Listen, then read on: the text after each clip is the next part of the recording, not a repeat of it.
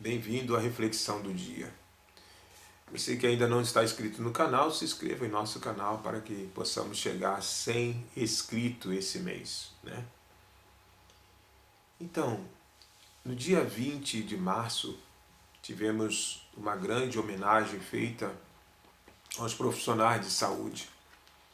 E nesse dia a população resolveu ir na sacada do prédio, nas janelas e bater palma para esses profissionais de saúde. E eu gostaria de falar deles, mas especificamente os profissionais da área de enfermagem. Porque essas pessoas, os enfermeiros ou as enfermeiras, estão na linha de frente numa situação dessa para o combate ao coronavírus. Estão sendo convocados, junto com os médicos, para fazer parte de de um hospital que está sendo construído especificamente para o combate ao coronavírus. São hospitais de campanha que estão sendo construídos, que se chama até unidade de lotação, né? Unidade específica para o coronavírus. E esses profissionais têm que estar nessas unidades trabalhando porque falta, de fato, profissionais para a área, e aí eles estão convocando mais gente para isso. E aí nós temos então esses profissionais em risco diariamente. Eles têm que usar um equipamento, proteção, máscara, touca, vamos dizer assim, avental, roupas adequadas, tudo. Eles têm que estar sempre protegidos, porque eles estão na linha de frente, eles estão diante do vírus.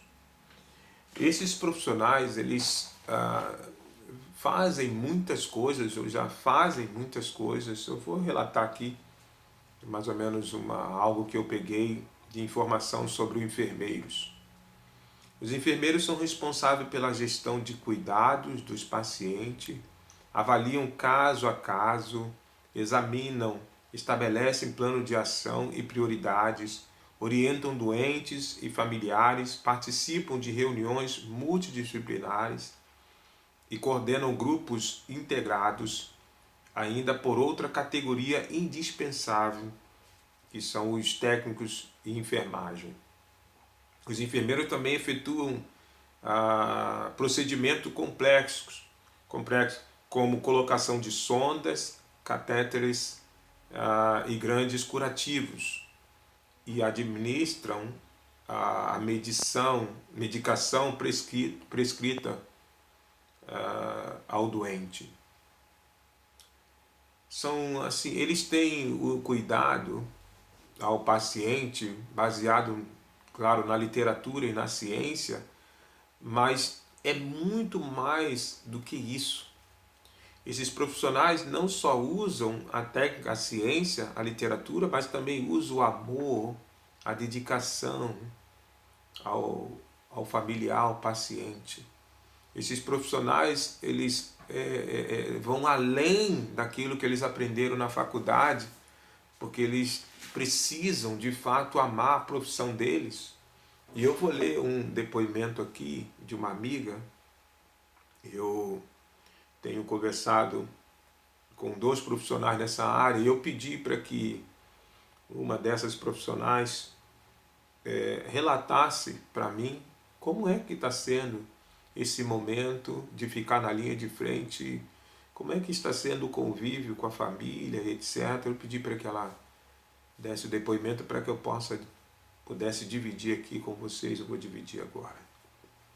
Ela diz assim: durante esse período de pandemia, muitos estão preocupados com os seus empregos, com as finanças, e ociosos por estar isolado em casa com sua família, ou chateado por não poder ir às ruas como antes. Nós, profissionais da área de saúde, estamos preocupados em voltar para casa. Como voltamos para casa com a consciência de que podemos estar levando um vírus para os nossos amores que estão em casa. E como convivemos isolados da nossa família, com saudade, preocupação, choro, medo de ser contaminados e morrermos sem o direito de ao menos ver os nossos amores. E quando pensamos em desistir, não desistimos porque sabemos que estamos numa guerra. E se nós, soldados da saúde, recuarmos e sairmos da linha de frente, o que será de toda a população? Quando temos condição de voltarmos para casa, temos que ficar horas no ponto do ônibus. Por não haver transporte público, não conseguimos pegar um carro particular para irmos para casa devido ao mau salário. Temos que conviver com os olhares diferentes para nós, porque por mensagem ou na TV somos heróis, mas pessoalmente sofremos uma exclusão, porque muitos não querem ficar perto de nós, somos vistos como vírus humanos. Imagine uma pessoa se sentindo excluída pela sociedade e essa pessoa está fazendo bem pela sociedade, está se sacrificando por essa sociedade, morrendo por essa sociedade, e essa sociedade ingrata olha com esse olhar de que eles são vírus humanos. É um depoimento de uma profissional e que eu conversei com algumas delas essa semana, e o mais doloroso foi ouvir delas que os filhos não podem estar com elas, os filhos estão chorando, elas não podem assim estar, não pode, algumas delas estão isoladas de uma forma completa, outras ao chegar em casa tem que fazer aquele ritual da higienização para poder abraçar o filho, para poder abraçar o marido, mas tem algumas delas que estão totalmente isoladas e já não vê a família há um tempo. É um sacrifício que essas pessoas, esses profissionais estão fazendo por nós. E o que nós estamos fazendo por eles? Pelo menos eu peço que vocês que estão aí em casa, que vê a família, orem por essas pessoas. Ore pelos enfermeiros, pelos médicos, porque essas pessoas também estão sofrendo. Eu conversei essa semana com uma dessas pessoas e ela disse que o que mais dói é quando elas veem a partida de alguém da equipe que contraiu o vírus e veio a falecer. E essa semana uma das profissionais que eu conversei perdeu um companheiro do trabalho. E a equipe fica muito sentida. Então eu peço que você esteja intercedendo, pedindo a Deus por essas pessoas, para que essas pessoas perseverem, continuem motivadas, não desiste, porque nós, povo, precisamos desses guerreiros. E o que isso tem a ver com a nossa aplicação do dia? A aplicação espiritual. Vamos ler Filipenses capítulo 2, versículo 5 até o versículo 9. Tende em vós o mesmo sentimento que houve também em Cristo Jesus. Pois ele, subsistindo em forma de Deus, não julgou como usurpação ser igual a Deus. Antes a si mesmo se esvaziou, assumindo forma de servo, tornando-se em semelhança de homens e reconhecido em figura humana. A si mesmo se humilhou, tornando-se obediente até a morte e morte de cruz. Pelo que também Deus o exaltou sobremaneira e lhe deu o nome que está acima de todo nome, para que o nome de Jesus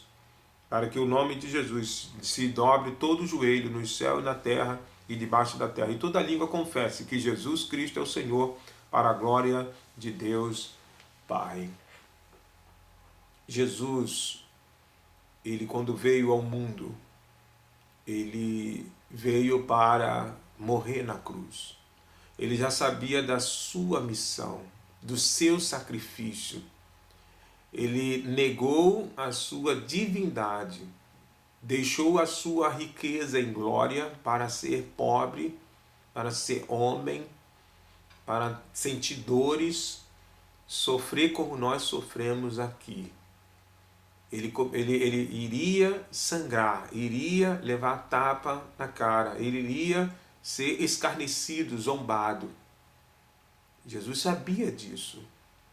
E mesmo assim ele aceitou sacrificar-se pela humanidade, para salvar, para tirar a humanidade de uma doença que se chama pecado. Jesus, ele negou a si mesmo. Mesmo sendo rejeitado pela humanidade, ele não desistiu. Foi traído por um amigo chamado Judas. O Pedro negou a Jesus naquele momento, depois que se arrependeu. Ou seja, dos 12 apóstolos, pelo menos no momento em que ele foi preso pelos soldados do Sinédrio, os 12 apóstolos fugiram, deixaram Jesus sozinho. E Jesus na cruz, quando ele grita: Pai, por que me abandonaste? Ele não ouve a voz do Pai, ele não tem o Pai respondendo a ele, porque o Pai precisava que o Filho negasse a si mesmo, morresse na cruz pela humanidade. Foi um momento de dor para Jesus, no momento em que ele estava se separando do Pai, o Pai se separando dele, porque ele estava carregando sobre si o pecado da humanidade. Um sacrifício grande, um sacrifício que levou ele à morte a mais humilhante naquela época. E por que Jesus fez isso? Porque Jesus se sacrificou para nos salvar. Da mesma forma que os enfermeiros estão se sacrificando para nos dar a condição de saúde e de vida, Jesus também se sacrificou. E o que você está fazendo para agradecer a Jesus pelo que ele fez? Se ele morreu por nós, o que nós estamos oferecendo a ele? Que Deus possa estar abençoando a sua vida e que você possa fazer pelo menos a sua parte de sacrifício para adorar, louvar e engrandecer o nome do Senhor.